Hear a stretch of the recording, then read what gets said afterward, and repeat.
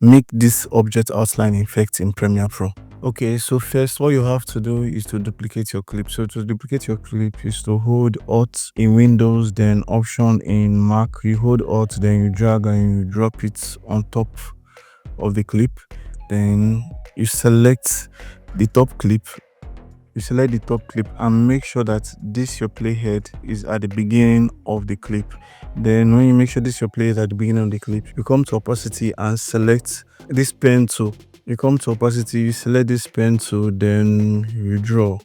You can actually make this bigger to get clarity on what you want to draw.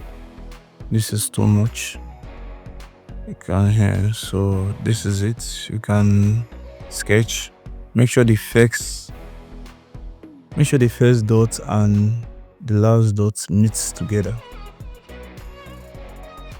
Alright, so when you're done, you can set this back to fit in the frame. Then still this your playhead at the beginning, make sure it's not shifted. Then you come to this your max part, and for it to track the whole part, for it to track your maxed area from the clip, so you just have to click on this display here, then it starts tracking.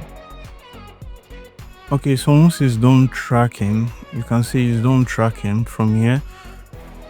It has tracked from beginning to the end. So once it's done tracking, what you have to do is to right click on your clip, then you come to next. Make sure you next, then click on OK. Then from here you can select your clip again, and so from here make sure that your clip is selected. Then you come here and search for paint buckets.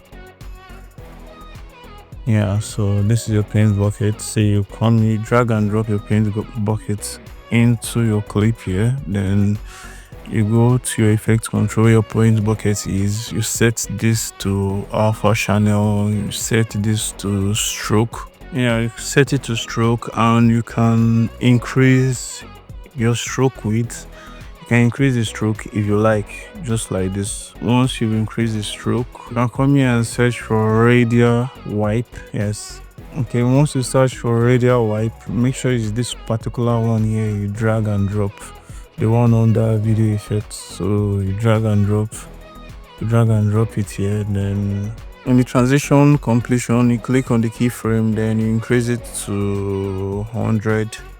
Increase it to 100. Then you come again, you move forward a bit, then you keyframe it again and take it to 0. Yeah, so let's play it and see. Yeah, and you can actually like increase the gap between them. So you can increase the gap between them if it's too fast. Then let's play it again. This is it. Yup. So subscribe for more, guys.